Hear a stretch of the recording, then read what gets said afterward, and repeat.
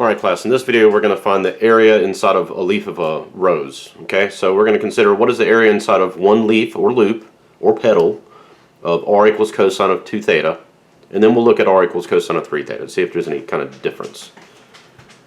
So, what are we looking for here? So we need to find bounds for our angle theta, and I'll say that there's two different ways to handle this. So one way, which is the way we're not going to do,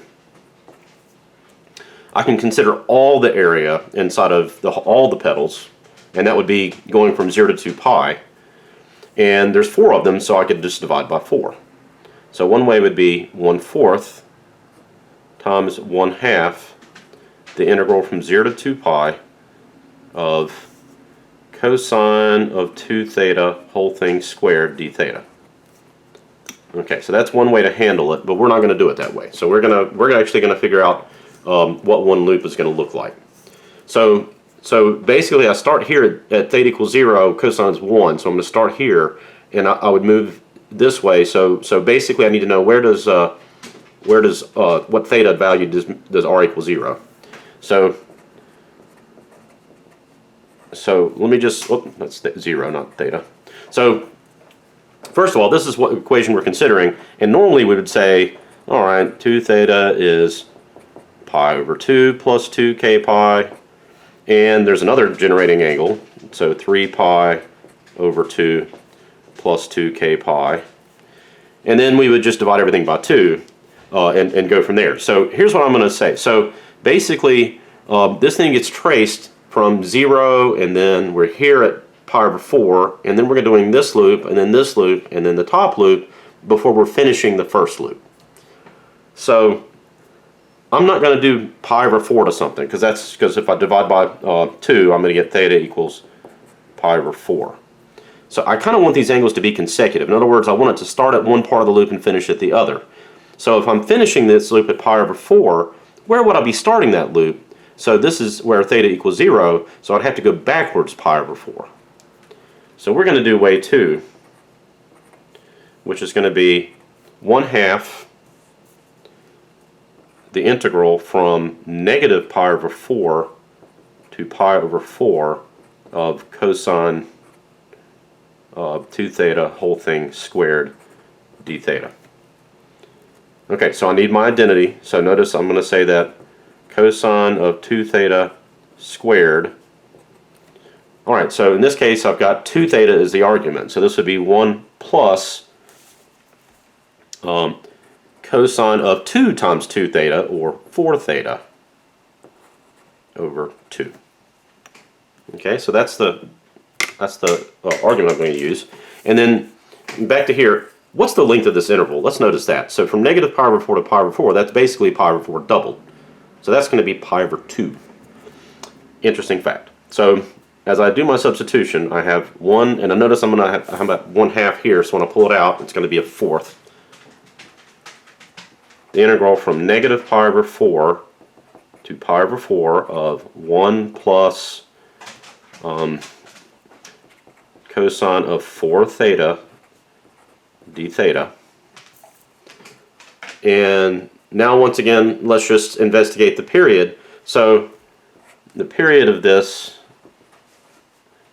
is 2 pi over 4, which is pi over 2, which is the length of that interval. So in other words, this is a whole period for that particular term. Okay, so the integral of 1 is just going to be theta from negative pi over 4 to pi over 4. That's pi over 2. So I'm going to get pi over 8 when I multiply that by a 1/4. And then once again, this turns to 0 because it's a whole period. So interesting. So I get pi over 8 as the answer. Okay.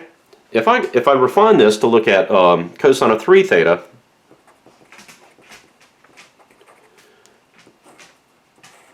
okay, so let me just briefly graph this. So it's going to look something like this, and my phone keeps going off, so let me turn that on silent. Okay. So if I'm looking at this, this is actually going to get curved. So remember, so 0 to 2 pi graphs me all 4 of those petals, but 0 to pi graphs me all of these. So if I'm considering way 1,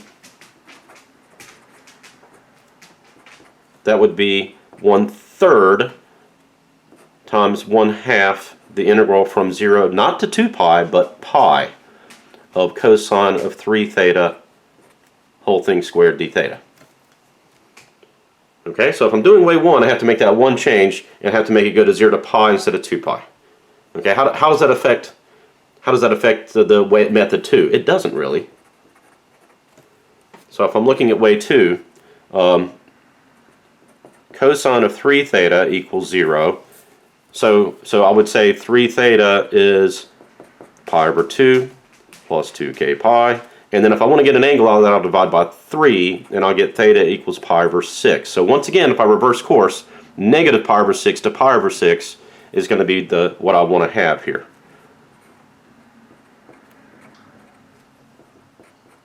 Okay, what's the length of that interval? That's pi over 3.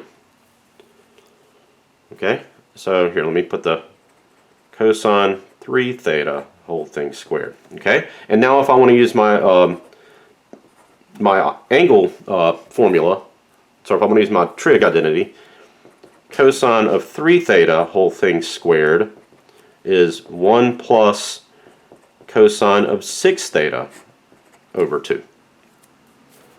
So I'm going to have 1/4 the interval from negative pi over 6 to pi over 6, and then so the 1/4 is the 1/2 plus this 1/2 here plus that 1/2 there. Okay, and so I'm going to get 1/4 the integral from negative pi over 6 to pi over 6, and that's of 1 plus cosine of 6 theta. And once again, what's my period? My period is 2 pi over 6, which is pi over 3, which is the length of that interval again. So this part's going to be 0 again. I forgot the d theta. So that's going to be 0 again. That's pi over 3. So a fourth times pi over 3 would be pi over 12. And furthermore, I think if you wanted to, you could really consider any kind of rows, and you could probably come up with a conjecture as to what the area inside of one of the loops is going to be. All right, well, I will leave you with that, and there we go.